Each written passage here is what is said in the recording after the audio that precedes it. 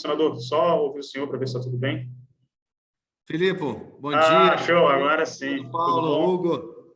Perfeito, perfeito. Bom, pontualidade suíça quase, né? A gente, 10 horas, todos aqui. Acho que os nossos convidados já estão presentes, a gente pode ir iniciando o evento. Agradecer mais uma vez a participação de todos, agradecer especialmente os nossos convidados por terem aceitado o convite.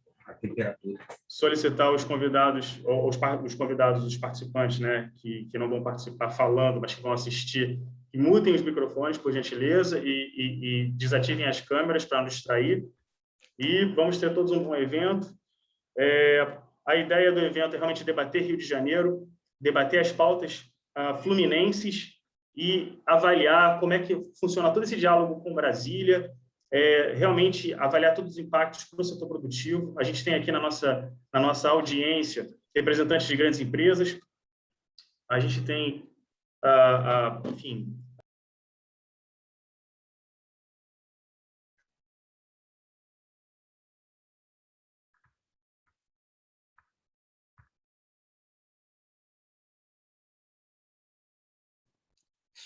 Só eu perdi o Filipe? Bom, então deixa eu fazer as honras aqui enquanto o Filipe retorna.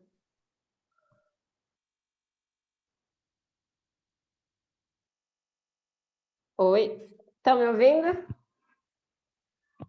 Bom, vamos ver então se o Filipe... Aí, Filipe voltou. Pronto. Voltou. Com emoção. Tá no mudo, Filipe.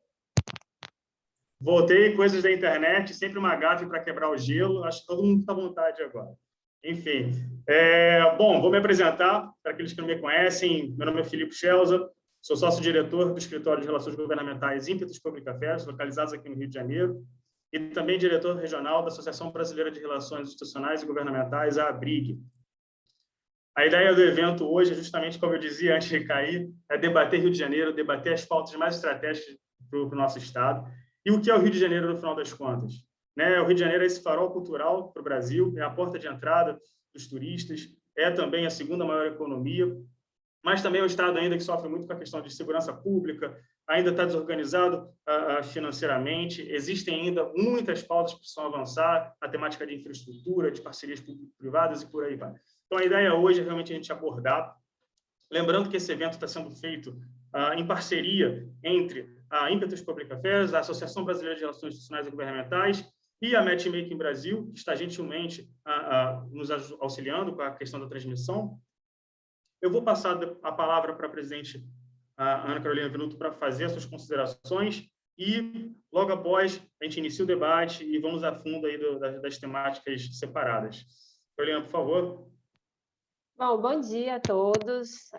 Não vou usar muito do tempo, porque estamos aqui para ouvi-los, né, e não a mim. Queria apenas agradecer a presença aí dos parlamentares, principalmente, mas também da nossa audiência, que é muito qualificada. Parabenizar o Filipe por reunir todo esse timaço aqui para falar sobre Rio de Janeiro. É um prazer, como a ABRIG, estar aqui hoje reunindo pessoas e personalidades importantes para debater políticas públicas de um estado tão importante para o país. Então, Filipe, parabéns. Um ótimo trabalho aí para você e manda bala. Obrigado, Carolina. Saudar mais uma vez os nossos convidados, ao senador Carlos Curtinho, ao deputado federal Hugo Leal e ao deputado federal Paulo Ganim. Os três parlamentares de grande calibre para o Estado, que ampla experiência administrativa. Paulo Ganim veio do setor privado, o deputado Hugo Leal e o senador Carlos Curtinho já passaram pela administração pública, tanto no Executivo e agora no Legislativo. E, para a gente falar de Rio de Janeiro, pessoal, é impossível não abordar a questão da Covid. A ideia desse nosso debate é justamente deixar a bola pingando, né, para a gente conversar um pouco, deixar cada convidado expor suas ideias sobre temáticas, né, que considerarem relevantes, dentro dessa pauta que a gente vai selecionando com temáticas específicas. Começar, a gente está falando de Covid, a gente está falando sobre as alavancas necessárias para a recuperação econômica, os impactos dos programas que o governo federal e o governo estadual têm feito. Como é que os senhores têm visto toda essa questão, todas essas iniciativas? Como é que o Rio de Janeiro pode gozar de mais iniciativas? Como é que é a visão dos senhores? Eu quero abrir, inicialmente, passar a palavra para o senador Carlos Coutinho, depois eu vou passar para o deputado Hugo Leal e depois para o deputado Paulo Ganimi, e assim vai. Vai começar uma conversa, um debate, um bate-papo rico. Por favor, senador.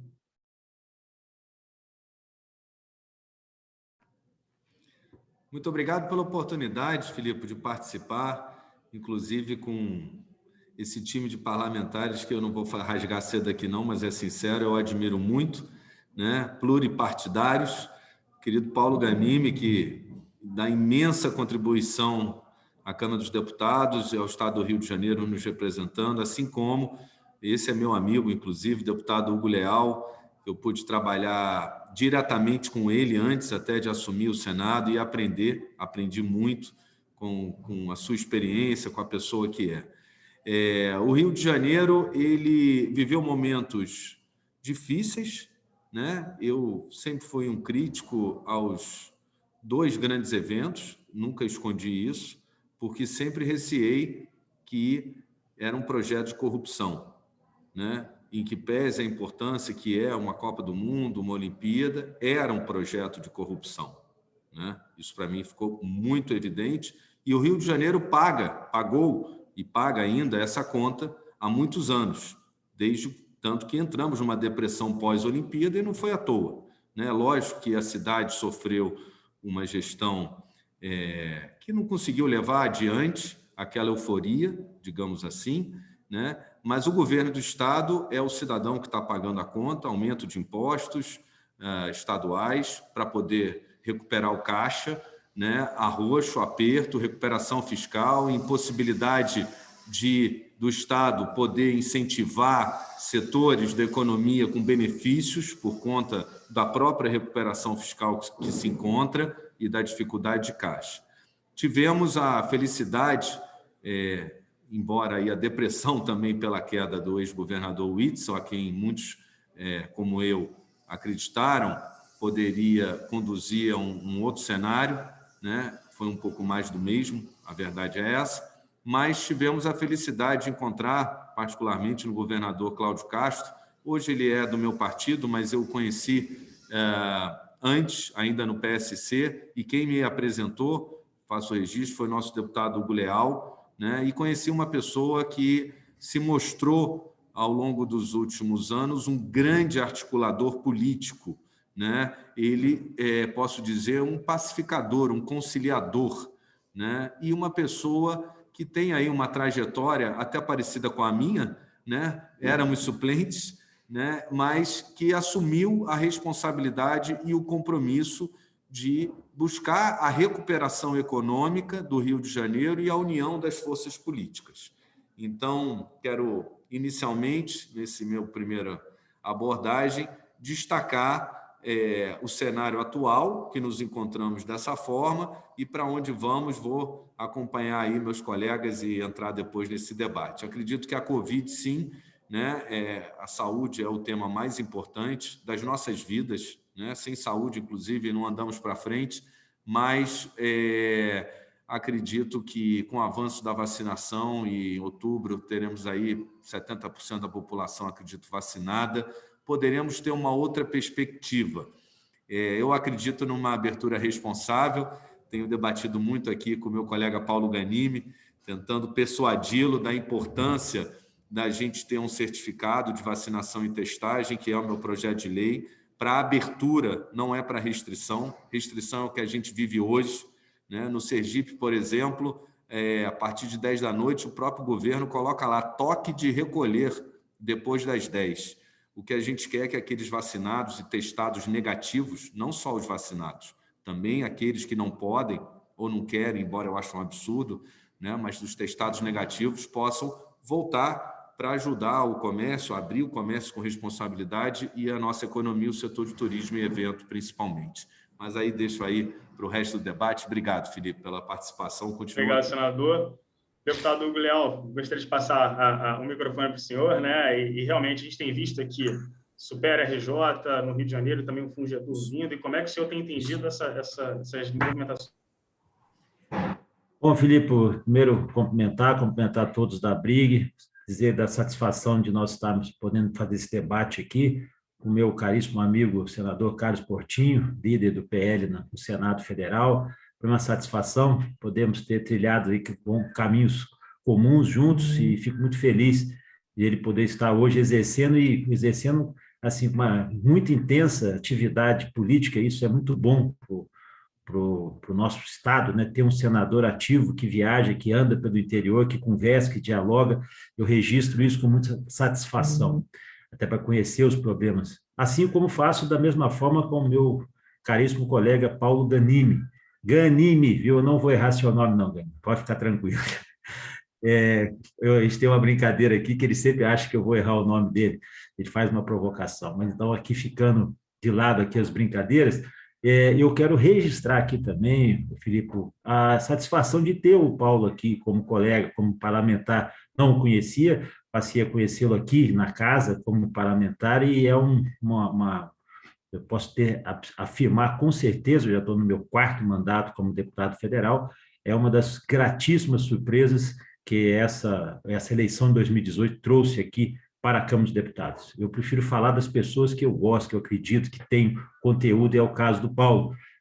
Das demais, eu prefiro evitar outros comentários. Então, passamos, então, aqui o que nos interessa, que é essa dicotomia, né? Vamos lá, primeiro passo, né? Eu acho que ninguém nunca na vida imaginou que fosse acontecer no ano de 2020. Ninguém imaginou, ninguém poderia, nem uma previsão, nem Nostradamus talvez pudesse imaginar o que nós sentimos, percebemos, deparamos em 2020. Né? Uma situação no mundo, né, que contaminou, contagiou, ou seja, trouxe uma série de apreensões. E quais foram os países que saíram na frente? Como é que foi a situação?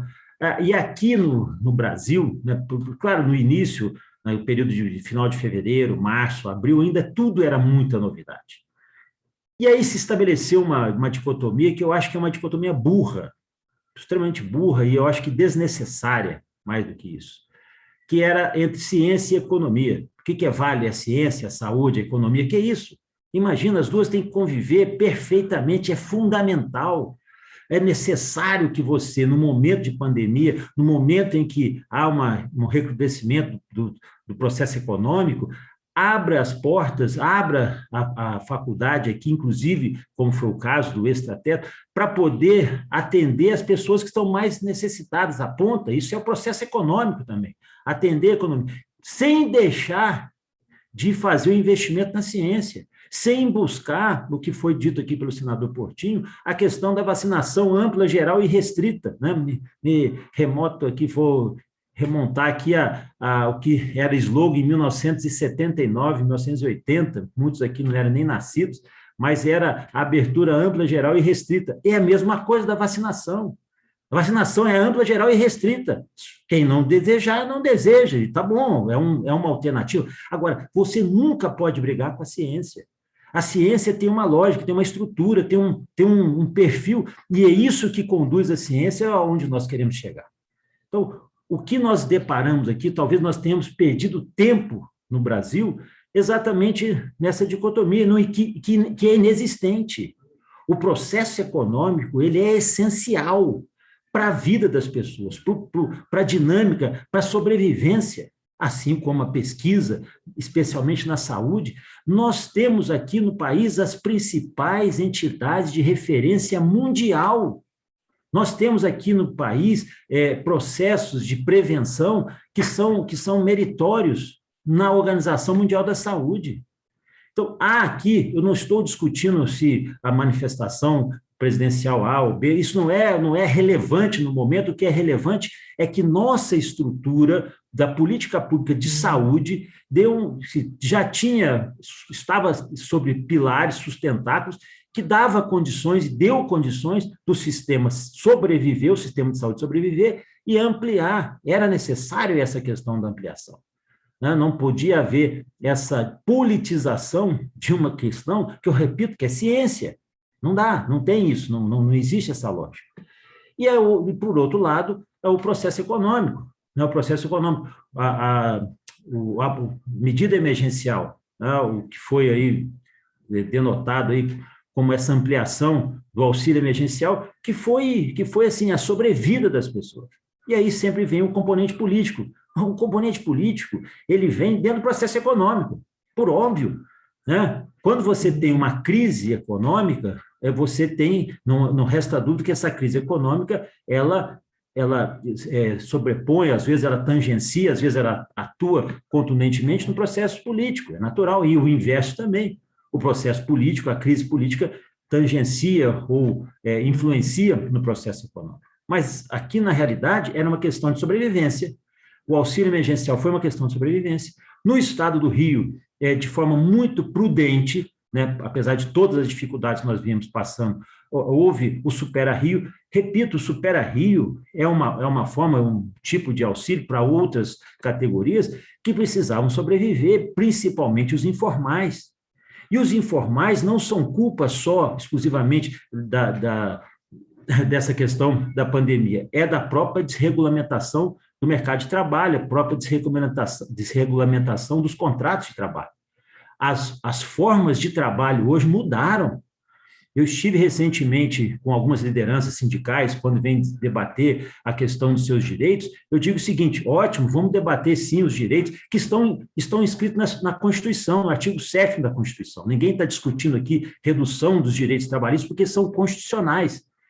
Mas eu pergunto, que tipo de diálogo nós estamos fazendo dentro do processo econômico com as novas vertentes de trabalho?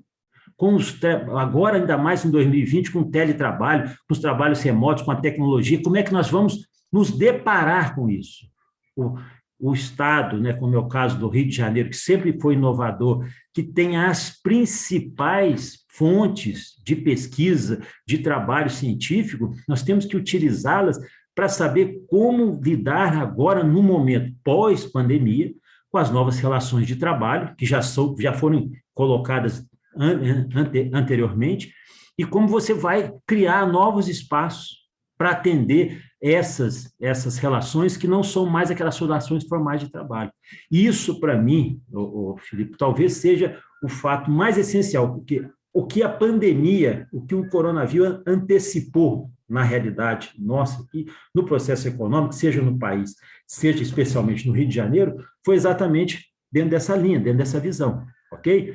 Dentro dessa linha. Agora, o que não podemos perder de vista novamente, aí toca na parte especificamente da saúde, é a consolidação desse trabalho, do nosso sistema. O SUS não é só um projeto, uma proposta, que, aliás, se funcionasse como sistema, seria imbatível, e, obviamente, tem as suas mazelas, as suas dificuldades, mas ele se sustentou durante muitos anos, e hoje ele foi o fato evidente da sustentabilidade hoje da pandemia que nós atravessamos, né?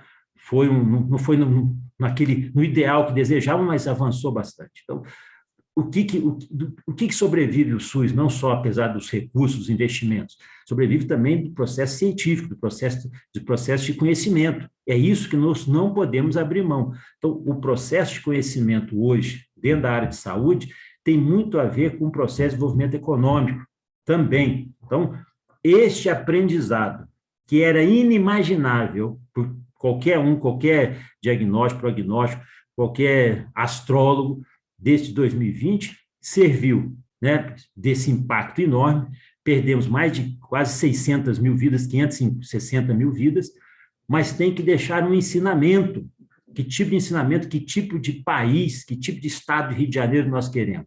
Hoje, governados, né, como disse o senador Portinho, por uma pessoa, né, que apesar de ser, né, meu amigo, pessoa que eu conheço há muitos anos, foi, né, alçado a essa condição de governador e, graças a Deus, tem dado vastos depoimentos, vastas manifestações de que é o diálogo, que é acertar. Vamos aproveitar, talvez o vento que esteja soprando em favor do Rio de Janeiro seja nessa linha, e nós temos que saber fazer isso no aproveitamento, tanto no alinhamento dos governos federal, estadual e os governos municipais também. Então, fico por aqui para poder dar espaço e agradeço a oportunidade. Perfeito, deputado, obrigado. Eu vou passar agora a palavra para o deputado Paulo Ganimi. Deputado, se quiser até trabalhar um pouco esse debate sobre a questão do projeto do senador Carlos. A gente tem visto que na Europa tem funcionado, né, senador, a França tem utilizado muito a questão dos passaportes para os vacinados, né, aquela certificação, e a gente está pensando também nessa retomada do crescimento. Então, como é que o senhor tem visto aí a questão do Covid e como é que a gente vai entrar também no debate sobre indústria do entretenimento, indústria de grandes eventos, que para o Rio de Janeiro é essencial. Então, se a gente fala de recuperação de Covid, o deputado Hugo Leal, o senador Carlos Coutinho, também está falando da questão de grandes eventos, né? Então, por favor, deputado Paulo Ganimi, se eu puder introduzir as suas ideias.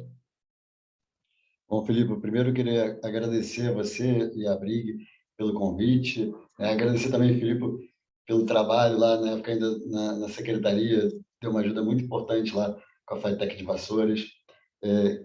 Agradecer também a Carolina Venuto e também não poderia deixar de destacar aqui os meus colegas parlamentares, nosso senador Carlos Portinho, deputado nosso mais sênior aqui da bancada do Rio, Hugo Leal, né, entre nós três, né?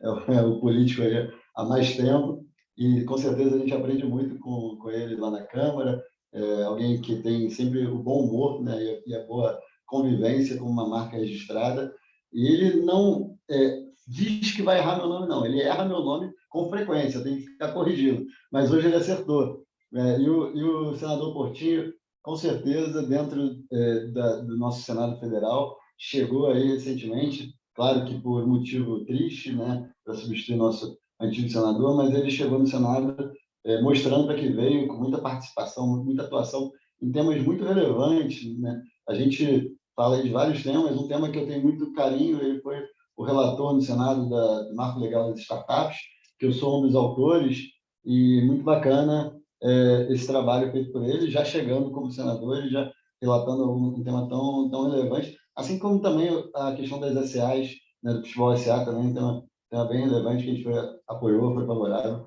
tema muito bom, que pode ser muito bom até para o meu Vasco da Gama, que está muito mal e que precisa... Mas eu não votei favorável. Nosso Vasco.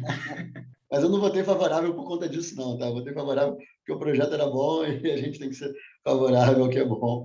Mas, claro que se beneficiar o Vasco também, a gente fica feliz.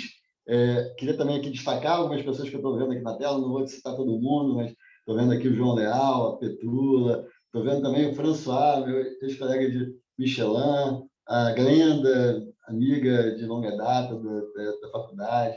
Tem muita gente bacana aqui também, o Cláudio Aze, minha equipe também está aqui presente. Muito bacana ver tanta gente bacana, boa, querendo participar desse debate. E eu destaco isso. Acho que debater política, debater o Rio de Janeiro é fundamental. E aqui a gente tem uma diversidade de ideias, não é tão diversa assim, né? Mas é um pouco diversa com os três parlamentares que aqui estão. A gente acho que tem mais convergência do que divergência, mas tem algumas divergênciazinhas assim, principalmente com o Hugo, né? O Hugo é uma brincadeira, tá? Mas o Hugo faz um trabalho muito importante nessa questão de rodovias, transporte e tudo mais. A gente está sempre também fazendo uma dobradinha boa, ele como líder nesse tema, mas está sempre apoiando. E eu acho que o Estado do Rio de Janeiro, falando um pouco, né, sobre contexto, claro que não dá para negar vitórias importantes que a gente viveu recentemente. O leilão da SEDAI, acho que foi talvez um grande marco, em todos os sentidos. Primeiro, porque é algo que eu acredito muito que seja um dos principais problemas do Brasil. Um problema vergonhoso, um problema que é diferente, por exemplo, da segurança pública, que também é um problema vergonhoso, mas que é um problema de difícil solução. A questão do saneamento básico, os números que a gente tem no Brasil de saneamento básico, são vergonhosos e a gente sabe como resolver. Só que falta vontade política, sempre faltou interesse, faltou recurso, faltou tudo isso. E a gente aprovou no Congresso o novo marco legal de saneamento básico, importantíssimo, e agora, recentemente, o leilão da SEDAI, que tem dois lados importantes. Primeiro, entrada de caixa direto no governo do Estado e no governo dos municípios, né? Muito dinheiro chegando para os municípios. E o efeito, na verdade, para mim, o principal é o efeito dos investimentos em saneamento básico, que vai melhorar a qualidade de vida da população do Rio, vai diminuir problemas de saúde, porque saneamento básico é saúde pública, vai diminuir também a poluição ambiental, o saneamento básico também impacta o meio ambiente, e vai gerar muito emprego, muito trabalho também no estado do Rio de Janeiro. Então, é uma grande vitória. A gente tem aí também, eu acho que é importante destacar, a questão do regime de recuperação fiscal, a questão da revisão, da prorrogação, tem toda uma discussão em volta, mas é algo importantíssimo. Acho que o Rio de Janeiro, a gente não pode achar que nem esse leilão da SEDAI, nem outras iniciativas positivas que estão acontecendo vão resolver de uma hora para outra o nosso problema fiscal. O problema fiscal do Rio, ele envolve muitas questões. Envolve, sim, receita, e a gente, quando fala de receita, não é aumento de imposto, pelo contrário, né? A gente não pode ter imposto mais caro no Brasil do que... Bom, no Brasil já é caríssimo, mas do Rio de Janeiro consegue ser o topo do ICMS. Algumas iniciativas recentes positivas de rever ICMS de alguns setores, que eu acho que tem importância para a economia, para a atração de investimentos, mas a gente tem que resolver também o problema da despesa. Não dá para falar de equilíbrio fiscal, não só no Rio, mas no Brasil como um todo, em qualquer estado ou município, sem rever a questão da despesa. E esse é o tema mais difícil de ser enfrentado pelos governantes, porque é o tema que não é popular, que gera impacto político, gera perda de voto, mas a gente tem que saber enfrentar isso e tem que ter coragem de enfrentar. Não adianta só ficar indo atrás de dinheiro, tem que enfrentar o problema da despesa, sim. E isso é fundamental. E também outras questões ligadas à burocracia. A gente tem aí, dentro do nosso... No país, o país é burocrático, a gente é péssimo nos rankings, como Doing Business, fazer negócio, e o Rio de Janeiro sempre também peca muito por isso. A gente tem aí recentemente aprovada a Lei da Liberdade Econômica, em 2019. No Rio de Janeiro foi aprovada também a Lei Estadual de Liberdade Econômica, até falo com orgulho que foi a autoria do meu colega, amigo Alexandre Freitas, deputado estadual do Novo. E a gente tem muita iniciativa nesse sentido, tem que desdobrar isso também em nível municipal. O próprio marco legal das startups também tem que desdobrar. Tem a questão do sandbox regulatório, que é um dos temas mais importantes. Isso não é dado, é algo que os municípios, que os estados precisam também avançar e aderir. Tem muita coisa a ser feita no Rio. Agora, também o Rio de Janeiro precisa resolver o problema de segurança pública. Então, acho que são os dois temas a serem endereçados no Rio. E segurança pública e crise fiscal. Claro, a gente pode falar de saúde, pode falar de segurança. A gente que o Hugo mencionou bem, nós que rodamos muito o interior, a gente vê vários problemas. Na saúde, a principal reclamação é falta de acesso a alguns tipos de tratamento nos hospitais locais, tem que vir para o Rio, que é longe, tem que, às vezes, ir para o estado, para o município polo, como Campos, né, como Friburgo, e aí gera muito transtorno para a população. Como resolver isso? É difícil, mas é uma questão também de organização. Melhorar também o nosso CISREG, várias coisas que podem ser feitas nesse sentido. Mas pensando na recuperação do Estado, na recuperação, pensando no longo prazo, como eu falei, equilíbrio fiscal e economia e segurança pública. E quando eu falo economia diferente do equilíbrio fiscal, que a gente perdeu muita empresa. Isso vale para antes da pandemia. O Rio de Janeiro, historicamente, nas últimas décadas, perdeu indústria, perdeu empresa. É difícil recuperar o que tinha aqui, mas a gente pode atrair o que não tinha e o que não tem ainda. Por exemplo, toda essa parte de inovação, aí retoma aqui o marco legal das startups, mas o Rio tem um potencial enorme nessa área de inovação, tem academia, que tem universidade, tem grandes empresas que podem ser motores para esse processo, então tem mão de obra qualificada, e claro, tem um lugar que é lindo, que é maravilhoso para todo mundo morar. Falta o quê? Falta segurança. Segurança afasta investimento, segurança afasta quem está aqui já no Rio. Na verdade, está aqui não, eu estou em Brasília, mas estou falando daqui porque eu me sinto no Rio de Janeiro, mas quem está no Rio de Janeiro e faz com que as pessoas não tenham coragem de sair na rua. Isso impacta também o comércio, impacta tudo, né? Então, a gente tem que endereçar o problema da segurança pública e tem que endereçar o problema da segurança pública, endereçando o problema, para mim, que tem que ser atacado. A gente já tentou em um momento, não teve sucesso, ou teve um sucesso momentâneo, que foi a questão das UPPs, conseguindo, tentando resolver o problema da ocupação territorial. A gente não pode aceitar o Estado não estar presente dentro de parte do nosso estado. Inclusive, tem dados aí que falam que metade da população do Rio está em zonas que são ocupadas ou comandadas pelo poder paralelo, seja o tráfico de drogas ou seja a milícia. Isso não pode ser aceito. A gente não pode tolerar isso, que o Estado não chegue nesses locais Isso vai até na discussão, entrando aqui um pouco na discussão da Covid, né? A gente estava discutindo várias regras, várias leis, que eu acho que são discussões importantes. Eu sou totalmente favorável a todas as medidas para evitar a contaminação, a difusão da Covid, a proliferação da Covid. Mas como é que a gente vai falar de imposição de algumas regras se a gente não consegue alcançar, se o Estado não consegue alcançar metade da população do Rio de Janeiro? Como é que a gente vai conseguir controlar o avanço da Covid, melhorar as condições, se a gente está falando aí que metade do Rio de Janeiro ele está completamente fora do limite de ocupação do Estado, do poder público de maneira geral? Então, é um problema que vale para tudo, que ataca tudo, desde a questão fiscal, a gente perde a arrecadação também, a economia, que não cresce da forma correta nesses setores, e também a questão da pandemia. E a pandemia, eu acho que a gente enfrentou de forma muito equivocada em vários momentos. O governo federal, de maneira geral, não ajudou, principalmente no início, com toda a questão da polemização envolvida no tema da pandemia. Acho que, não sei se foi o Portinho que falou, o senador Portinho falou sobre a questão de ciência, né? de falar de ciência e não falar de politização usando a pandemia. Isso é fundamental, e não foi o que a gente viu. Isso vale, inclusive, tanto para o Brasil, vale também para alguns estados, né, que polemizaram, que geraram atrito com o governo federal. Acho que o governo teve muita culpa, mas muitos estados também tiveram muita culpa nessa questão da pandemia no Brasil. E o Rio de Janeiro ele tem que saber agora viver o que vai ser nos próximos meses, ainda com a pandemia ainda instaurada, mas espero que com o crescimento da vacinação a gente tenha cada vez mais uma evolução do que a gente pode fazer, diminuição das restrições, que a economia volte a crescer, que a gente comece a poder sair de casa com mais facilidade, né? que os negócios, os eventos, o Felipe perguntou, né, sobre os eventos, a economia criativa, tudo isso depende muito da possibilidade que a gente tem de avançar e de crescer em relação a redução das medidas restritivas.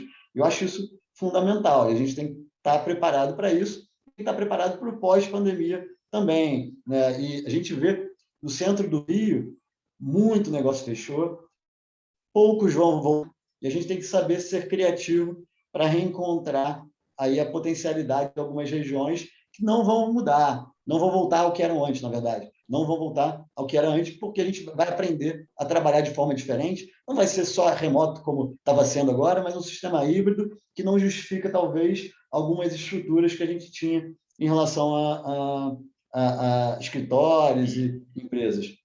E, deputado, agora a gente está abordando o pós-Covid, está na agenda, mas também está na agenda, quando a gente fala de Rio de Janeiro, o senhor citou bem agora, a questão da SEDAI e obras de infraestrutura em geral, né? Então, isso, inclusive, está na nossa pauta aqui, que a gente tem que debater, é infraestrutura. A concessão da SEDAI é extremamente estratégica para o Estado. Eu queria até ouvi-los um pouquinho sobre isso, mas eu quero ir além também, né? Quando a gente entra na pauta de infraestrutura, a gente está entrando também na pauta da questão aeroportuária. A gente tem visto todo o debate Santos Dumont e o Galeão. A gente tem visto também toda a dificuldade que da falta de algumas obras para eliminar os gargalos no Estado, como a questão lá do acesso ao Porto do Açu. A Federação das Indústrias do Rio de Janeiro até fez um elenco elencou algumas obras estratégicas. Então, assim, como é que a gente consegue, como é que é a opinião dos senhores, né, dos três? Eu vou começar de novo pelo senador Carlos Portinho, depois passar pelo deputado Guilherme, por fim, deputado Paulo Ganimi, para a gente debater essa bola. E depois a gente vai abordar a segurança pública, eu acho importante, e a gente por aí vai. Mas a questão da infraestrutura agora, eu acho que, nesse momento, é pertinente a gente debater um pouquinho. Senador Carlos, se o senhor quiser iniciar já, botar suas ideias. Vamos lá. Obrigado. Gostei muito de ouvir aqui o meu deputado Hugo Leal, o deputado Paulo Ganimi. É sempre prazer ouvir, muito conteúdo os dois têm. E, Filipe, você traz aí temas, exatamente, olhando para o futuro. Eu acho que o Rio ele passou os últimos anos olhando muito para trás, ele teve que olhar para trás por conta do furo de caixa, de tudo que aconteceu. E agora eu acho, até a partir da estabilização do governo Cláudio Castro, né, com a sua posse como governador efetivo, preciso olhar para o futuro. E aí estabelecer alguns projetos que são estratégicos para o nosso Estado. Eu vejo muito o Estado por conta de tudo que aconteceu nos últimos anos, ele reagiu, né? A gente só reagiu. A gente não planejou e não agiu, não definiu quais são as estratégias de políticas públicas, de desenvolvimento econômico, e você toca numa que deveria ser a pedra número 1, que diz respeito às nossas fronteiras aéreas, digamos assim, né? O Aeroporto Internacional do Rio de Janeiro como hub do Brasil, né? Como hub do Brasil, aliás, como sempre foi. E desde o fechamento de Pampulha, ao contrário, ninguém quer fechar o Santos Dumont de forma alguma, mas é uma comparação inevitável, porque Confins roubou esse protagonismo do Rio de Janeiro a partir do fechamento de Pampulha, a partir do momento que definiu que o aeroporto de Belo Horizonte, né, internacional e nacional doméstico, é o aeroporto de Confins. E com isso, você tendo maior conectividade dentro do território nacional a partir de um aeroporto como o de Confins, Confins começa a atrair mais voos internacionais e o Rio de Janeiro começa a perder o seu espaço. Isso acontece no mesmo momento em que o Santos Dumont, né, entra pelo governo federal na pauta da concessão do lote 7, né, e que num processo de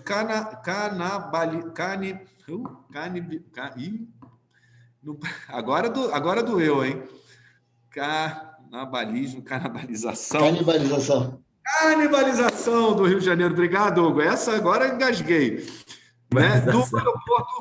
Do aeroporto internacional, né? Às custas de você inflar artificialmente o aeroporto do Santos Dumont. Por que inflar artificialmente?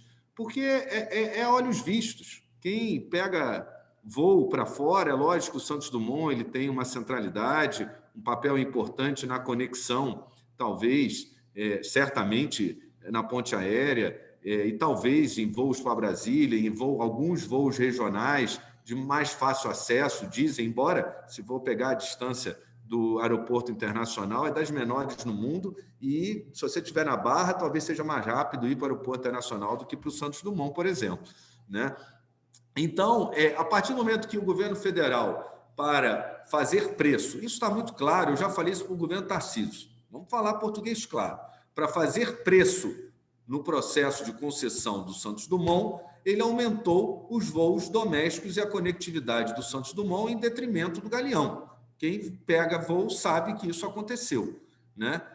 O Santos Dumont é estratégico para a cidade do Rio de Janeiro, mas para o desenvolvimento econômico do Estado do Rio de Janeiro é o aeroporto internacional. Aqui há um ponto de conflito, e eu tenho conversado muito com o Nicola e com o governador, de que a gente deve definir o que é estratégico para o Estado, porque a partir dessa definição, a gente senta na mesa com o governo federal, e o governo federal sabendo que isso é estratégico, porque ele não percebeu. Estratégico é fazer preço, dizer que a concessão foi a melhor venda da história, etc., etc., às custas do aeroporto, que recebeu investimentos para as Olimpíadas, que é considerado um dos melhores aeroportos do mundo, que é o internacional. O mesmo ponto de conflito existe, vamos ser bem claro, com o ministro Tarcísio, com relação à ferrovia 118, do Pôr do Açu, que, para o desenvolvimento estratégico do Estado, é imprescindível. E não vai ser a iniciativa privada que vai construir essa ferrovia por autorização, porque ela liga numa ferrovia da Vale. Ninguém vai ficar na mão depois da Vale para poder escoar a sua produção, porque ela que é dona da concessão da malha maior, né? Então, o rabicho lá do Espírito Santo para o Porto do Açu, ele pode ter recurso privado, mas ele tem que ter recurso federal, até porque o Rio de Janeiro, Hugo, aliás, é o maior especialista nisso, pode falar melhor, mas está perdendo recursos com a entrega da malha da FCA e a indenização, em vez de estar vindo para o Rio de Janeiro, atenção, está indo para o metrô da Bahia e para uma ferrovia lá de Minas Gerais, se eu não me engano, o Hugo pode do Pará, o Hugo pode... Ou seja, o que está aqui no Rio de Janeiro, a indenização que deveria vir para o Rio de Janeiro, que poderia pagar a F-118, não está indo. Conversei recentemente com o ministro Tarcísio, mais uma vez dentro desse ponto de conflito, que eu coloco mesmo o bode na sala, e ele falou, não, começamos os estudos e tal, é lógico que está empurrando com a barriga, né? Eu estou, inclusive, até falei isso para o governador e para o Nicola, Eu acho que o governador tem que ser o grande líder desse processo de estabelecer o que é estratégico para o nosso Estado, né? E, a partir disso, a gente tem que ir de forma uníssona, junto, coesa, pleitear junto ao presidente, né, e ao ministro Tarcísio. Não adianta, e sei que o Hugo Leal já fez esse movimento como deputado várias vezes junto ao ministro, Paulo Ganini certamente também já trocou uma ideia com o ministro sem sucesso, no varejo eu também já fui. Não adianta os parlamentares irem no varejo. O governo do Estado tem que definir a estratégia e vamos todos dizer isso é importante para o Rio. Porque é incrível que um presidente que é do Rio de Janeiro, no final de 4 anos, com todo respeito, sou da base do governo, mas não vai entregar nada para o Rio de Janeiro. Vai entregar, Hugo, 3 quilômetros da ponte Rio-Niterói para a Avenida Brasil, que não foi nem o governo que construiu, que foi a concessionária. O que mais vai entregar aqui no Rio de Janeiro? Me digam o que o governo federal trouxe para o Rio. Com todo respeito. Então, acho que está na hora do presidente olhar para o seu quintal e para o que é importante para o desenvolvimento estratégico do nosso Estado. Perfeito. Pegando o gancho, senador, deputado Hugo Leal, vou passar a palavra para o senhor. Tendo em vista, o senhor é especialista em PPPs, né, tem tido toda essa atuação de destaque, como é que o senhor tem visto toda essa movimentação do Estado em buscar mais concessões, já começando pela SEDAI, né, que foi a maior, eu acho, da história do país, mas mais do que isso, né, tem a questão de rodovias, né, e ferrovias, a importância, suas impressões sobre o que tem sido feito. Bom, é bom ver a empolgação do senador Portinho, porque é exatamente isso. E eu costumo dizer que aqui no parlamento a gente faz como se fosse uma corrida de revezamento. Vai passando o bastão e cada um vai ter que correr mais para poder demonstrar isso. E é isso que a gente precisa. E o Paulo também. O Paulo é uma pessoa que tem se demonstrado, tem mergulhado nessa discussão da questão da infraestrutura do Estado. Gente, óbvio, o Rio de Janeiro tem que deixar de ser laboratório.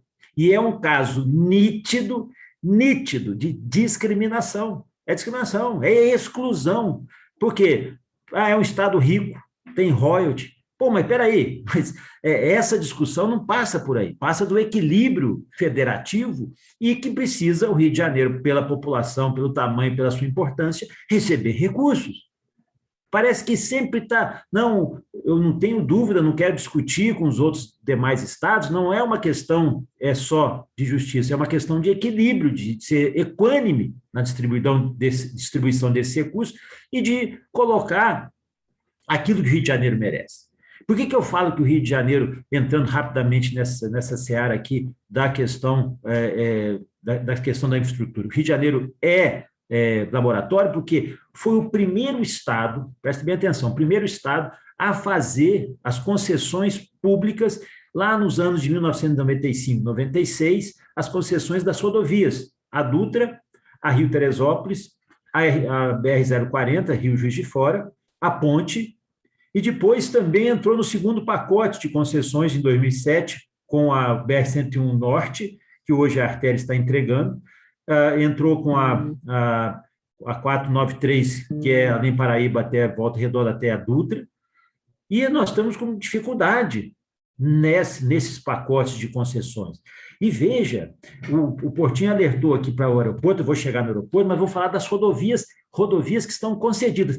O que está acontecendo é que só não foi feito o processo licitatório da Dutra porque nós tivemos uma atuação aí, o parlamento aqui, os deputados e senadores tiveram uma participação efetiva, porque estavam entregando um pacote de propostas que, inclusive, ia aumentar o pedágio, ao invés de reduzir, ia aumentar o pedágio da Dutra, ia aumentar a cabine de pedágio. Não é questão de financiamento dessa estrutura, mas era sem ouvir os estados e os municípios. Foi o próprio presidente Bolsonaro, há um ano atrás, mais ou menos, que suspendeu essa maluquice. E aí tiveram que rever, tiveram que sentar, tiveram que analisar novamente e conversar.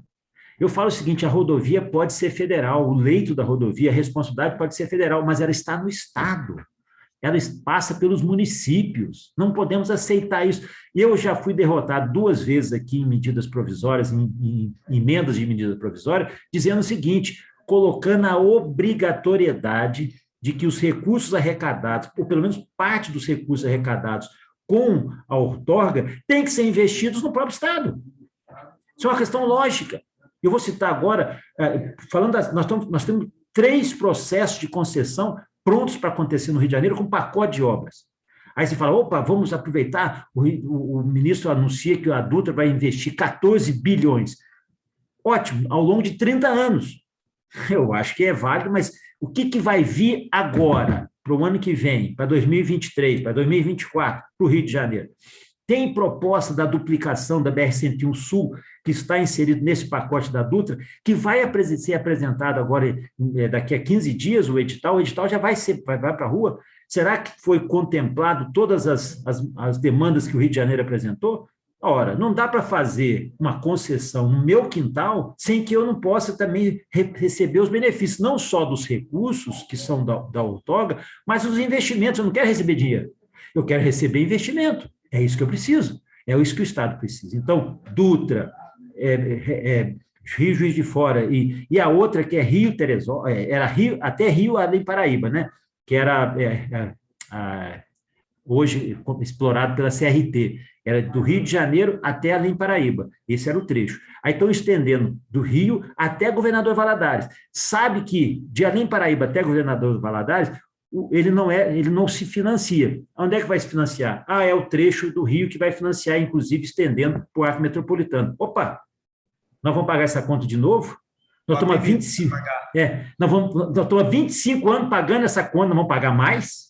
Está errado, está errado. Essa foi a briga, essa foi a mobilização que já houve, mas a gente está fazendo audiência pública, faz tudo que pode fazer na NTT para poder, repito, nós não queremos criar caso contrário, né? Como disse o senador Portinho, não é questão de ser base ou aliado ou não ser base, é a questão de justiça com o Rio de Janeiro, de equilíbrio, de tratamento. Nós ficamos durante 25 anos discutindo, pagando esse pedágio sem poder discutir. A única oportunidade que a gente tem para discutir nas concessões é essa oportunidade agora, é essa. Inclusive, para não acontecer o que está acontecendo, por exemplo, na RJ 101 Norte, que era explorado pela Autopista Fluminense, ou uma das empresas do grupo OHL, que é um grupo espanhol, e teve que passar para Artéries. E a Artéries está fazendo o quê? Devolvendo. Eu não consigo, porque a equação foi feita de forma equivocada, foi um equívoco. Na concessão de 2007, a de 2013 eu não vou discutir, até porque não tem nenhuma delas que passa pelo Rio de Janeiro. Mas eu estou falando bem rápido, porque a gente poderia aqui falar de uma por uma. De números. Fora as rodovias do DENIT, por exemplo, vou dar um exemplo, a 483, que vai ali, acho que 483, que vai de Magé até Itaboraí, que é a continuação do arco metropolitano. O arco metropolitano já foi entregue, grande parte foi feita pelo Estado, eu não vou discutir aqui sobre se for corrupção ou não, mas foi entregue, 74 quilômetros, e o trecho que vai de Magé até Itaboraí não foi entregue. E é um trecho criminoso, aquilo ali é criminoso. Quando você passa por ali, eu aconselho a ninguém a passar, mas se for passar à noite, pelo amor de Deus, não faça isso, passe pelo menos de dia, porque é um trecho criminoso, aquilo já devia ter sido pronto, é um trecho sob responsabilidade do DENIT. Cadê essa obra? Vamos esperar fazer o processo de concessão para fazer a obra? Não dá para aceitar. O ministro já esteve aqui, entendeu, viu a dinâmica. Outras áreas, a 356 lá no norte fluminense também precisa de investimentos, outros trechos que não estão ainda concedidos. Esse debate que eu estou falando, a gente precisa receber recursos. O valor que foi previsto para o DENIT para o Rio de Janeiro só não foi menor porque os deputados se mobilizaram e colocaram lá quase uma faixa de 20 milhões. Mas quem colocou foi a bancada, porque a previsão de orçamento do DENIT não teve. E que prejuízo é esse que o Rio de Janeiro vai estar recebendo? Então, nesse aspecto. No aspecto das ferrovias, é outra injustiça. Os recursos, já disse o Portinho aqui, os recursos da devolução do trecho da FCA, que ia do Rio de Janeiro até Campos, que a própria Vale foi deixando de lado, esses recursos tinham que vir e ser inseridos para os investimentos aqui, inclusive para continuar a EF-118, que sai da Baixada e vai até Campos, vai até Vitória. Então, nós podemos detalhar essa questão. Nós temos a prorrogação do caso da concessão da MRS, né, que tem impacto direto aqui no estado do Rio de Janeiro, inclusive para fazer os gargalos, para fazer os cruzamentos. Isso é fundamental, isso é impacto, isso é recurso que vai gerar divisas. Nós não vamos criar caso, nós só queremos receber o que é justo, porque depois, se nós não discutirmos agora na prorrogação, nós perdemos no time. Aí depois você vai discutir ao longo da prorrogação, não vai dar, porque falar É o que está no contrato. Eu vi isso ao longo de 15 anos. Deputado, me permita interromper, Claro. para jogar essa bola também para o deputado Paulo Ganimi. A gente está falando dessas obras de infraestrutura, né, e todo esse processo todo, e isso impacta diretamente na competitividade da economia fluminense, né? E, deputado Paulo Ganimi, a gente tem visto, e senador Carlos Coutinho, deputado Hugo Léo, a gente tem visto que a indústria carioca fluminense ela reduziu 20% nos últimos 5 anos, até 2019. Então, assim, a gente está perdendo competitividade, a gente tem o ICMS, eu acho que um dos senhores falou sobre a questão do ICMS caro na questão de combustível. Enfim, a gente tem tido todo esse problema contextual e agora realmente a pergunta que eu vou deixar para o deputado Paulo Ganimi, para a gente ir avançando nas nossas pautas, e eu vou até ser um pouco mais mediador na questão do tempo, para a gente conseguir trabalhar bem e discutir bem. Como é que, deputado Paulo Ganimi, como é que o senhor está, quais são as considerações acerca das medidas necessárias realmente para a gente equalizar a necessidade de investimento e a questão de despesa pública, né? Você citou essa necessidade de um controle, mas também a gente sabe que o poder público tem, sim, uma posição às vezes, preponderância acerca dessas temáticas. Então, como é que o senhor está vendo isso tudo e como é que a gente casa? Bom, Felipe, eu acho que o equilíbrio entre a questão fiscal e a questão de investimento, ele passa muito também por trazer dinheiro da iniciativa privada, né? Quando a gente vê aí o próprio leilão da SEDAI, é um modelo nesse sentido. Quando a gente fala de concessões públicas, também vai nesse sentido. Então, eu acho que a gente não é nem mais uma questão ideológica, né? Eu, como um deputado liberal do Partido Novo, defendo sempre a menor participação possível do Estado na economia e tudo mais, que a gente traga investimento privado. Mas hoje, a discussão não é mais ideológica, é uma discussão pragmática. Essa questão de não ter recurso, a crise fiscal, e a gente precisar trazer dinheiro da iniciativa privada, do exterior também, é por necessidade. É por necessidade. Você não precisa ser liberal para defender isso, hoje em dia no Brasil e no estado do Rio de Janeiro. Então, a gente precisa avançar nisso. Agora, tem investimentos, sim, que ainda requerem investimentos privados, ou públicos, desculpa, e eu concordo muito com a fala tanto do senador quanto do Hugo, que a bancada do Rio precisa se unir. Isso é uma realidade para todos os temas. Eu acho que a bancada do Rio de Janeiro é uma das mais desunidas que tem. A gente acho que não faz nem reunião de bancada desde antes da pandemia, mas não é só por isso, né? Porque realmente ela é desunida, muito ideológica, as disputas ideológicas falam mais alto do que o interesse do Estado do Rio de Janeiro. Tudo isso acaba prejudicando. Até mesmo na destinação de emendas de bancada, eu defendo desde o primeiro ano como deputado que a gente escolhesse projetos estruturantes, até porque a definição das emendas de bancadas é para esse objetivo, projetos estruturantes para o Estado, e não o que a gente vem fazendo, que é quase que virar uma emenda individual coletiva. As emendas de bancada têm sido isso. A gente pega alguns projetinhos, divide entre os deputados os valores e fica como se fosse um complemento da emenda individual. Ao invés de a gente escolher 2 ou 3, ou até um mesmo, grande projeto estruturante, resolver aqueles problemas, talvez em 4 anos de legislatura, a gente conseguisse resolver grandes problemas do Estado do Rio de Janeiro com grandes investimentos, sabendo que a cada ano, acho que a bancada tem cerca de 270 milhões de reais, me corrijam se eu estiver errado, o que entende muito bem desse tema, 270 milhões de reais. Imagina só, a gente não precisaria botar 270 milhões por ano, mas vamos dividir isso por 3. Em 4 anos, a gente estaria falando que um tema do Rio de Janeiro ia receber 300 milhões, mais ou menos, de reais para resolver o problema, que daria para resolver muita coisa. E agora não, agora a gente no ano manda 10 milhões para tal coisa, 4 para outra, e não resolve nada. Fica sempre com puxadinho, com a obrinha não finalizada e tudo mais, e acaba que os problemas do Estado do Rio de Janeiro não são resolvidos. E esse tema também dos investimentos que deveriam ser feitos no Rio de Janeiro, das concessões, concordo plenamente. Inclusive, eu apresentei uma emenda na LDO, na CVT, até foi uma sugestão muito bem dada pelo nosso ex-secretário Delmo Pinho. Ele, um cara muito atuante, mesmo agora que não é mais secretário, está sempre ajudando, para justamente... Opa, só para concluir, para obrigar que parte dos recursos das concessões sejam destinados ao estado onde está a concessão. Eu fiz duas, uma para a rodovia que não foi acatada, mas a de ferrovia foi acatada. Então, para o futuro, parte do problema vai ser resolvido. Agradeço, deputado. Só para anunciar, o deputado Hugo Leal tem um compromisso com a Comissão Mista de Orçamento, que vai iniciar agora às 11h. A gente agradece muito a participação, tá? E fica aí o convite para as próximas, hein? A gente tem que aprofundar mais o debate.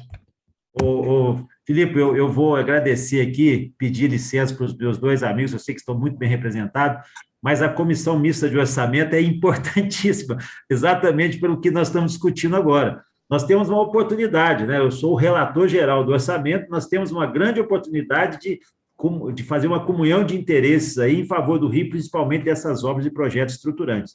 Para você ver como é que é a situação de todos os membros, eu acho que são 35 membros titulares e suplentes, senadores e deputados, só estou eu do Rio de Janeiro na Comissão Mista de Orçamento. Então, mas claro que num cargo de relevância eu agradeço ao partido e agradeço a todos. Mas é importante, essa oportunidade de ser o relator geral do orçamento vai ter mais relevância se nós nos unirmos, como disse o Ganime e o Portinho, para que o Rio de Janeiro possa ter um objetivo de obra e um projeto estruturante que possa efetivamente colaborar. Tá bem? Eu vou pedir licença aqui e desculpas porque... Oi.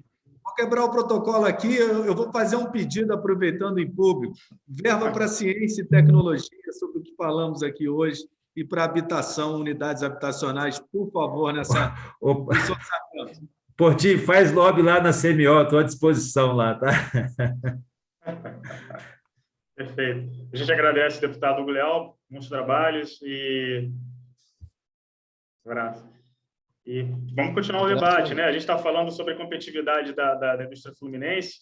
Impossível não falar da energia, né? Deputado Paulo Ganime e senador Carlos Portinho. A gente está falando do ICMS mais caro sobre energia, né? Isso tira para caramba a competitividade da indústria fluminense. Ao mesmo tempo, a gente tem visto o governo federal anunciar a retomada, ou desejo, pelo menos, de Angra 3, né? A gente está falando do Rio de Janeiro, que é o coração energético do país. Então, aqui tem todas as matrizes energéticas, praticamente. A gente domina a cadeia da energia nuclear. Enfim, fora o óleo e gás, que por si só é o carro-chefe.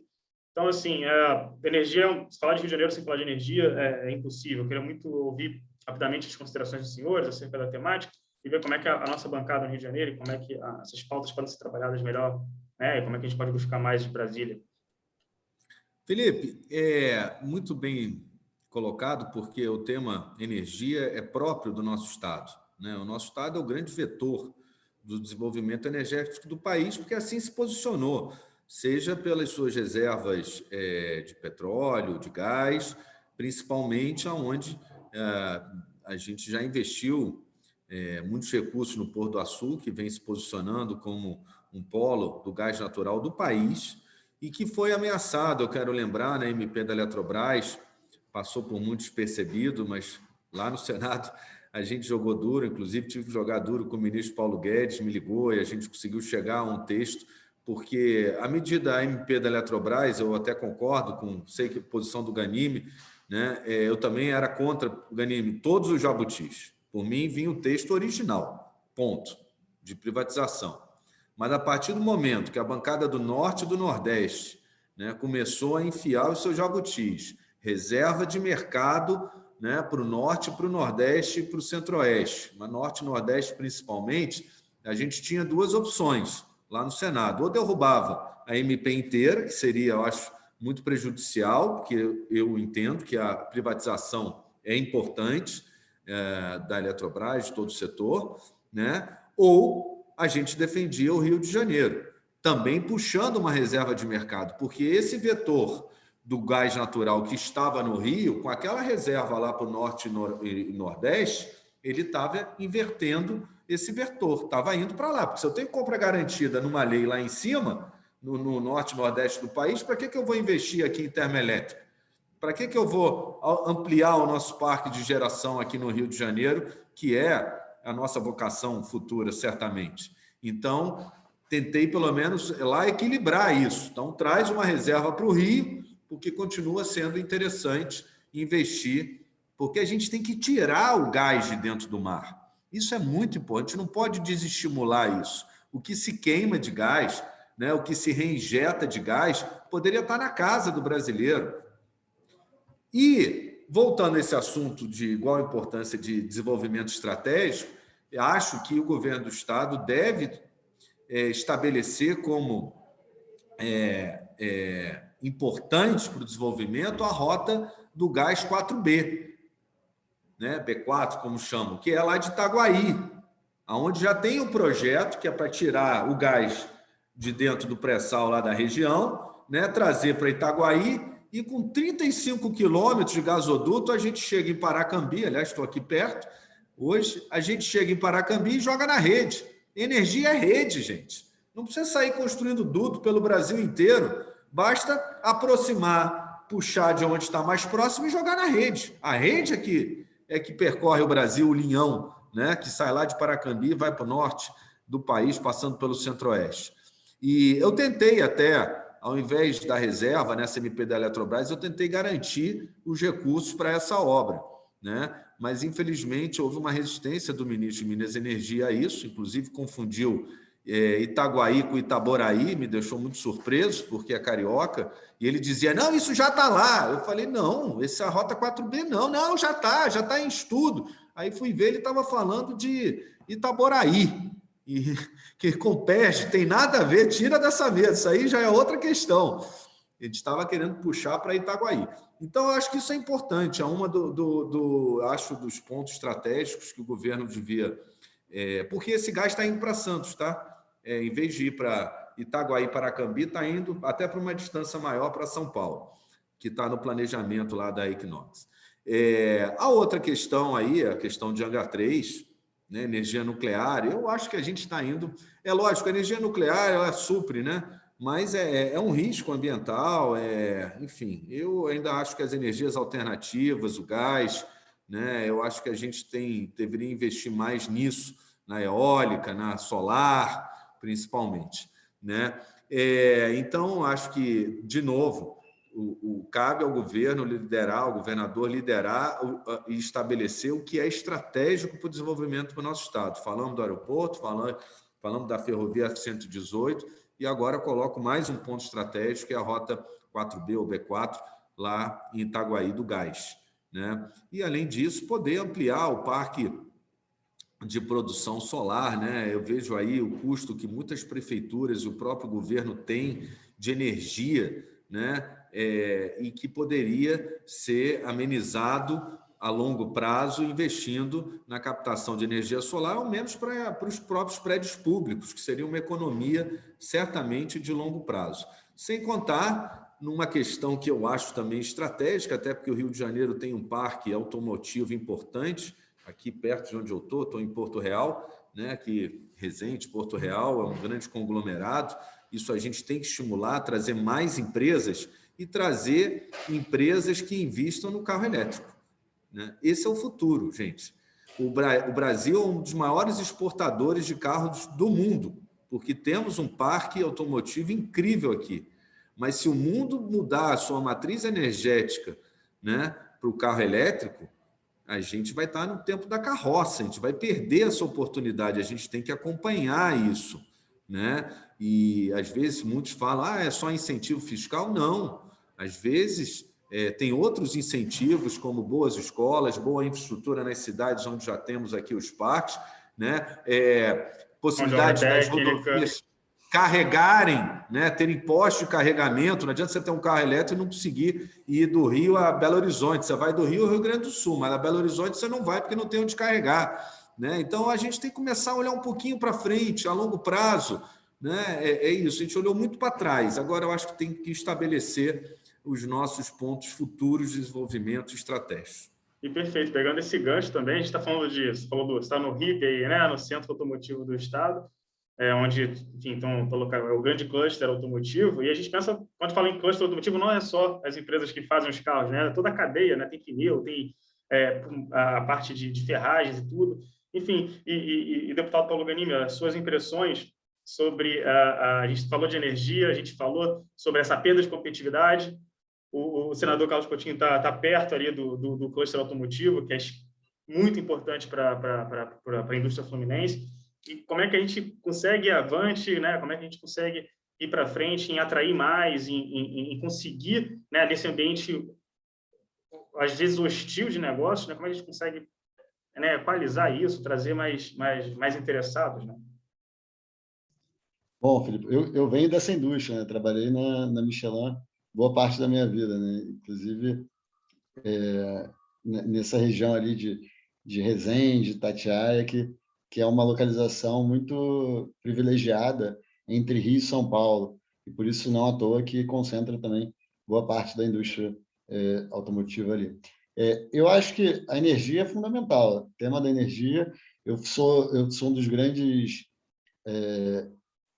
articuladores, vamos dizer assim, do Congresso nesse tema da energia, sou membro da Comissão de Minas e Energia. A Lei do Gás foi uma matéria que eu participei muito ativamente, desde do requerimento de urgência, que foi de minha autoria, para que fosse votado no plenário. Então, assim, é algo que eu reconheço como grande motor, pode ser um grande motor para o desenvolvimento do Rio, ou para a retomada, né, da indústria até. Porque quando a gente fala da Lei do Gás, a gente não pode pensar só na energia. A energia é fundamental, mas a gente tem que lembrar que a indústria precisa do gás também. A indústria precisa do gás, por exemplo, como energia para as suas caldeiras, para aquecimento também do seu próprio processo produtivo. Ela precisa do gás como matéria-prima para vários setores, desde da química até cerâmica, o fertilizante, por exemplo. O Brasil, acho que importa a maior parte, quase que a totalidade dos fertilizantes que a gente consome no Brasil,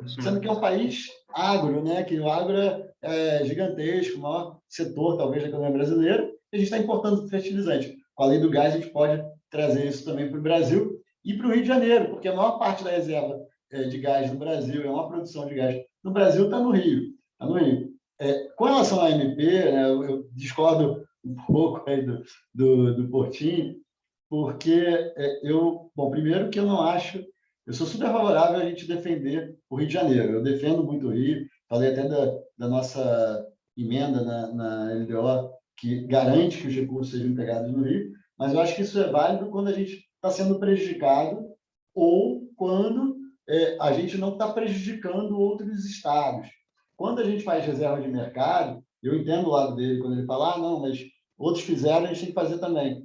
Não, pode ser até bom no curto prazo para o Rio, mas é ruim para o consumidor, porque quem vai pagar a conta no final é o consumidor, e a gente só está criando mais reserva de mercado, mais custo para o consumidor, porque isso vai ser pago pela gente, na conta de luz, tudo mais. E também fazer com que... É importante trazer o gás para cá, sim, para o Rio de Janeiro. Né? Eu estou em Brasília, mas eu falo para cá, para o Rio de Janeiro de novo. É importante trazer esse gás para o Rio de Janeiro, porque ele traz a indústria que eu mencionei, traz os investimentos em energia. A gente está vendo até lá no Pôr do Açu já impacto, em outras regiões também, investimentos que podem vir por conta disso. E também porque o custo da energia, o custo de transmissão é relevante dentro do custo da energia. Então, é importante que as fontes de energia estejam cada vez mais próximas do mercado consumidor também. E aí eu concordo plenamente com ele com relação às fontes renováveis. As fontes renováveis geralmente são investimentos menores, apesar de a gente já ter aí as grandes fazendas, né, de energia solar e eólica, mas a gente consegue trazer essas fontes renováveis, sem falar que elas são renováveis, o que é muito positivo, para mais próximo da população. E quanto ao carro elétrico, parece até que ele leu o meu artigo para o Diário do Rio, porque ele falou exatamente o que eu defendi no artigo sobre carro elétrico. Concordo, não vou nem repetir, porque eu concordo em número, gênero e grau. A gente deve ter bebido na mesma fonte, porque concordo com tudo que ele falou sobre a questão do carro elétrico. Aproveitando o gancho, né, a gente está falando de grandes cadeias, impossível não abordar a questão do imposto sobre importação, né? Enfim, essas grandes cadeias acabam que na linha de montagem, por exemplo, da questão do carro, a gente tem produtos específicos que precisam de matéria-prima importada. O senhor falou agora da questão, mudando de assunto um pouco, atrelando ao gás, a questão dos fertilizantes. Enfim, a gente tem a carga tributária brasileira, que é pesadíssima, a gente tem o ICMS aqui no estado, em algumas áreas são bem pesadas, né? Então, como é que a gente equaliza isso? Eu falei do imposto de exportação, mas são tantos outros que essa sopa de letrinhas, né, do tributário brasileira, que atrapalha muito o ambiente de negócios, né? Eu vou pedir as considerações dos senhores, depois eu quero puxar mais uma pauta, até pelo avançar da hora, né? Que é uma pauta que a gente não pode deixar de abordar, mas eu vou abrir o microfone aí, por favor. Senador Carlos Portinho. Filipe, eu agradeço, eu só vou ter que pedir licença, que eu tenho um compromisso em Volta Redonda.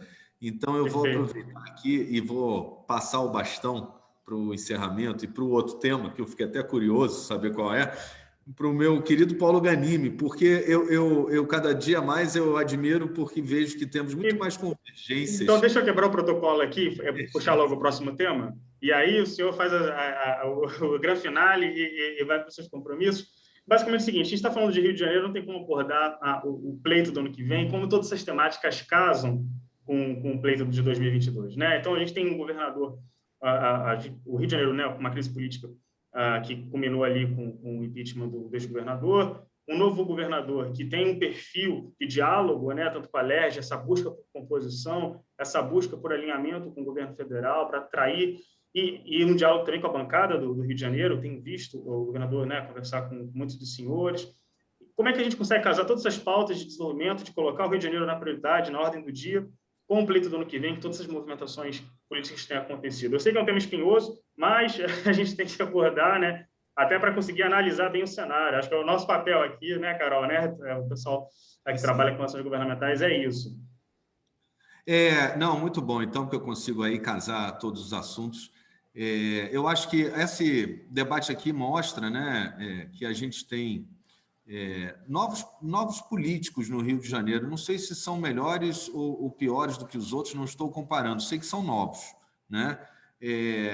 Fico feliz de ter realmente mais convergências do que divergências com o Ganimi, porque já admiro o trabalho dele e falo aqui sem nenhuma questão partidária, ao contrário, porque eu acho que a democracia é isso, é feita de vários atores, vários pensamentos, né? Eu gostaria muito de poder ter um novo no ano que vem junto conosco, né? Acho que o Cláudio Castro, o governador, ele é uma figura nova na política também, né? E que tem mostrado habilidade. Não teve, talvez, tanto tempo para exercer o mandato, mas nesse tempo que teve, mostrou habilidade de saber governar, de saber aproximar os atores políticos, sem perder a sua autonomia, diga-se, né? A autonomia que um governador deve ter, né? E espero poder participar de uma grande frente ampla pela reeleição dele. Isso é um fato, já está colocado na imprensa, sem desmerecer nenhum outro, porque sei que o novo muitas vezes não coliga, mas respeito, vai apresentar um nome certamente também à altura, isso engrandece o debate. Mas para o Rio de Janeiro eu acho que é importante esse alinhamento, não uníssono, mas assim, é uma conciliação, né? E que todos possam contribuir para um plano de governo que foque nesse desenvolvimento econômico do Estado, no que é estratégico para gerar emprego. A gente falou aqui do parque, só a Volkswagen aqui são 6.000 empregos,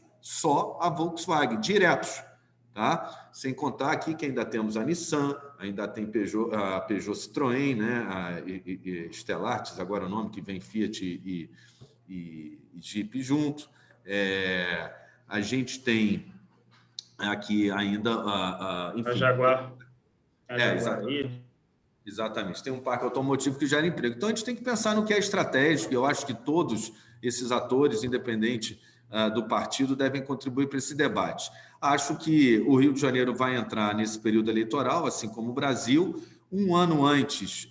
Aí eu vou falar do cenário nacional. É muito difícil, né? Poucos acertaram quem ganharia a eleição um ano antes. Aliás, na maioria das vezes erraram, e não é só a eleição do Collor nem do Bolsonaro, mesmo a eleição do Fernando Henrique. Fernando Henrique não era, né, um ano antes a pule da vez, né, a pule de 10.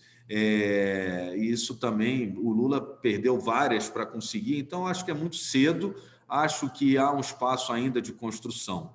Isso no plano nacional, que vai interferir, não tenho dúvida, tanto nos arranjos partidários, né, das candidaturas no ambiente doméstico nosso do Estado, quanto das candidaturas a governador, né? Acho que A gente deve ter algum candidato de esquerda, naturalmente, com um discurso antagônico, e tem espaço para esse discurso. Infelizmente, o governo federal deu esse espaço, né? E precisa retomar esse espaço. Espero que veja a tempo, porque, principalmente no Rio de Janeiro, o presidente perde muitos eleitores, né? Em São Paulo também, em Minas também. Ele deveria estar mais preocupado com o mapa geopolítico do nosso país para as próximas eleições, né? E nada impede que surja. Eu não gosto de falar em terceira via, não, porque eu só acho que vai haver duas, né? Agora, não acho também que nenhuma das duas está consolidada. O próprio presidente Lula, né, ele vem muito de um recall, mas na hora que entrar, botar o pé na rua, a gente tem que ver o que vai acontecer, porque as pessoas têm memória, alguma memória ainda, né, do todo o ambiente de corrupção que a gente viveu recentemente, e que isso não é bom que volte, né? Não estou dizendo que todos à esquerda são assim, mas é a última imagem que ficou de um governo de esquerda, né? E a esquerda tem uma dificuldade de se unir, né? Isso é histórico mundial, né? E isso abre aí espaço para outras candidaturas, mas acredito que o governador ele vai ter a capacidade de manter essa com grande conciliação e apresente pauta. E só para encerrar, acho que a grande pauta, complementando a fala inicial até do meu amigo Paulo Ganimi, além da segurança e da saúde, que é evidente, acho que é trabalho. Acho que o discurso da próxima campanha é trabalho. Eu estou falando trabalho, não necessariamente emprego, porque as relações mudaram, principalmente com essa pandemia, e a gente tem que gerar postos de trabalho, incentivar o empreendedorismo, os negócios, melhorar o ambiente de negócios, né? A gente viu a eleição do Biden, o discurso dele foi em cima de trabalho. Será, sim, o próximo, tanto nacional, na corrida nacional, quanto na corrida aqui do nosso estado. Queria agradecer e vou passar o palavra ao Ganimi, que também me representa como parlamentar do Rio de Janeiro. Muito obrigado. Obrigado, Felipe, pela oportunidade. Obrigado, hein? Grande abraço. Um abraço, Portinho. Obrigado. Deputado, a palavra está com o senhor e a gente pode caminhar para as conclusões finais, né? Assim que o senhor terminar, obviamente, e, por favor. Olha, cenário político para 2022, assim, nível federal, eu discordo um pouco do senador quando ele não vê espaço para uma terceira via, né? Eu nem gosto também do termo terceira via, acho que terceira via é já dizer que sai atrás, que sai como uma opção e não como a principal opção.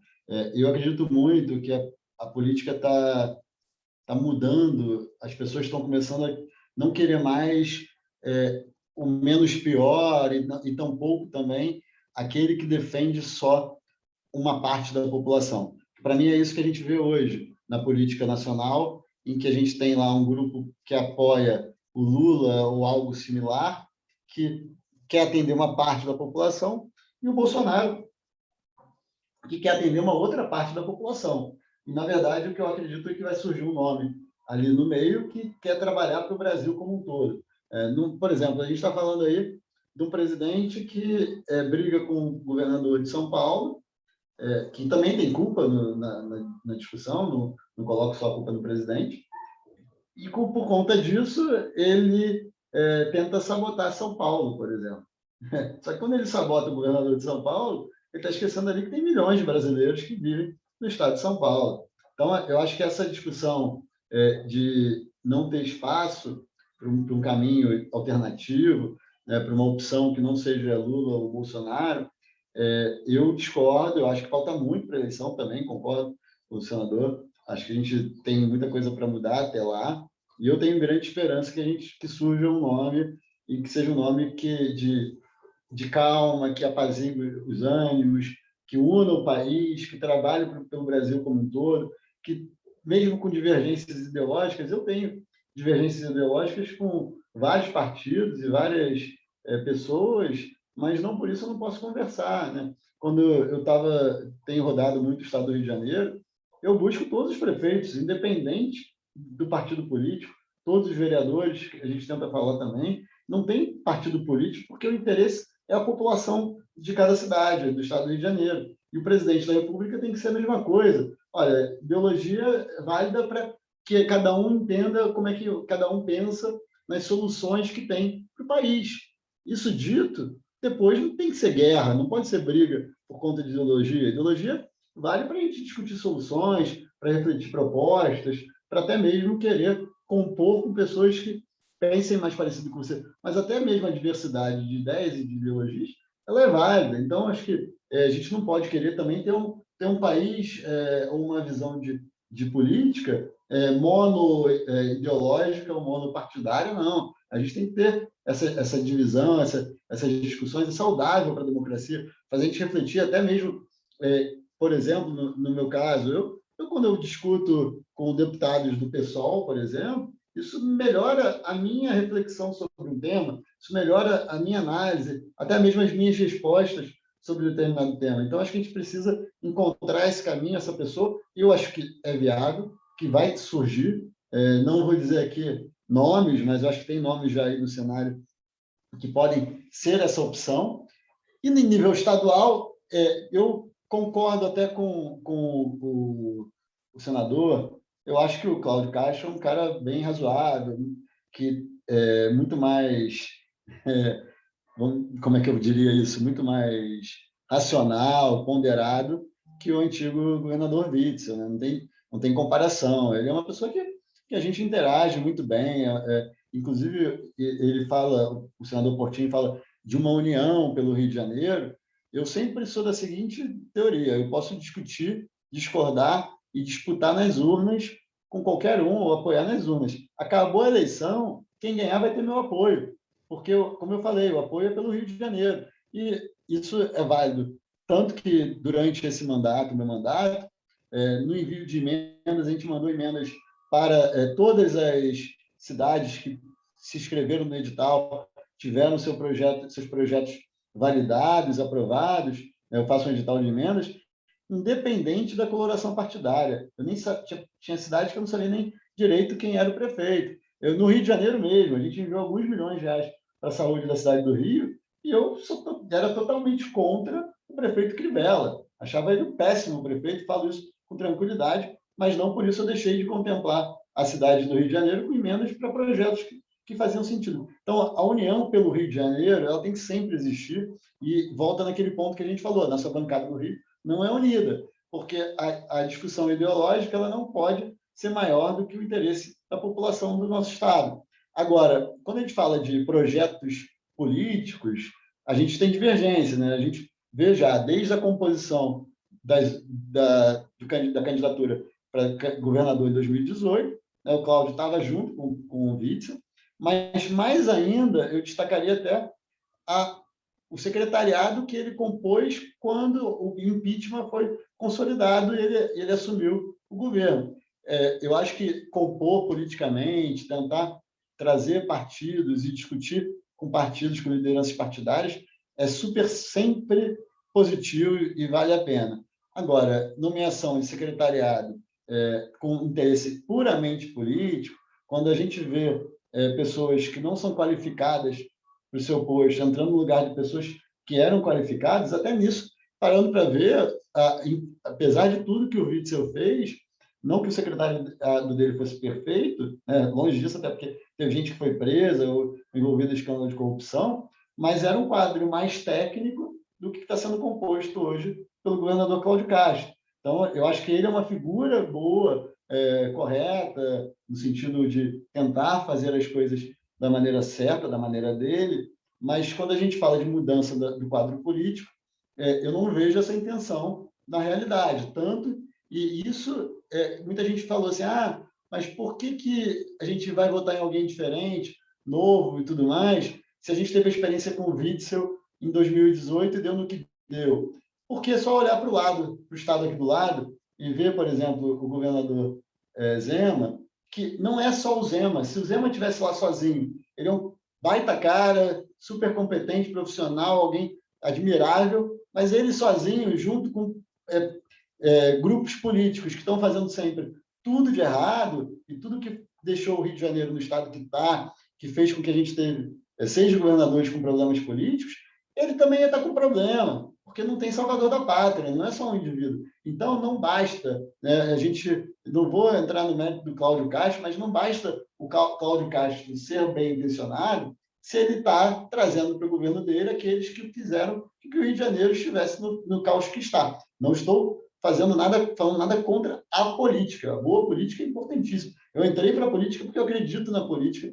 A gente fala aqui, a gente teve aqui outros 2 parlamentares, né, o Leal e o Carlos Portinho, que para mim fazem boa política, pelo menos do que eu vejo. Isso é saudável. Eu não teria nenhum problema em tê-los, por exemplo, numa discussão de composição de governo. Mas o resto que a gente vê dentro de um governo do Cláudio Castro, fala, olha, é isso que o Rio quer? Ou a gente está caminhando para o mesmo destino que a gente teve nos últimos governos? Eu bato na madeira e torço que não, torço que o Cláudio consiga blindar o governo dele para que não aconteça a mesma coisa. Mas não é o que a gente vê nesse cenário. E isso me preocupa muito em relação a qualquer projeto nesse sentido. Perfeito. Todos nós aqui torcemos, né, pelo avanço do Estado do Rio de Janeiro, do crescimento também do nosso país como um todo, da valorização da unidade federativa Rio de Janeiro, no final das contas, a gente vê, né, como é que foi esvaziado ao longo desse tempo, mas é muito bom ver como é que tem parlamento, como existem parlamentares como o senhor, o senador Portinho e o deputado Hugo Leal, que são tão ativos, né, e buscam sempre melhor aqui para o nosso Estado. Quero agradecer, mas antes, aproveitando, né, como um bom profissional de relação governamental, não posso deixar de fazer logo, pedir, né, eu estava conversando aqui no chat com a nossa presidente, pedir para que o senhor olhasse com carinho o projeto da regulamentação da atividade que está na Câmara. A gente, obviamente, eu vou mandar para a sua assessoria novamente todo o nosso material. É importante que essa temática vá para frente, né? É estratégico para o país, é o fortalecimento da democracia brasileira, é amadurecimento institucional. Então, representa muita coisa. Carolina, se você quiser também fazer alguma colocação, por favor. E, por mim, esse evento foi maravilhoso, foi muito bom, pessoal. Acho que deu para discutir muito o Rio de Janeiro. Não, Felipe, só parabenizar. O deputado Paulo nos recebeu recentemente para falar sobre a regulamentação. Sem dúvida, ele, inclusive, nos trouxe ideias muito bacanas aí para a gente avançar nesse debate. Agradecer toda a audiência aqui que esteve conosco, a fio aqui durante essa manhã, e nos colocar à disposição mais uma vez aí para o que se fizer necessário. Perfeito, então. Então, pessoal, vou encerrar o nosso evento. Muito obrigado a todos os convidados.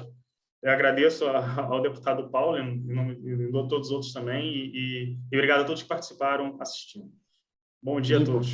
Felipe, se eu puder só agradecer aqui, obrigado pela disposição com relação a esse tema. Carolina, como falou bem, fiz até um vídeo, está no meu canal do YouTube, sobre o tema do lobby, é super importante. E falar que tem vários comentários aqui, desde a Petula, outras pessoas, sobre o agro.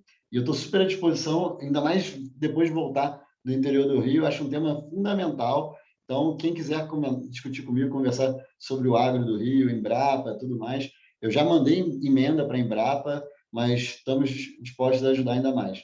Tá bom? Obrigado aí, Felipe. Obrigado, Carolina. Obrigado por tudo. Parabéns pelo evento, muito bacana mesmo. Obrigado a todos. Tchau, tchau. Bom dia.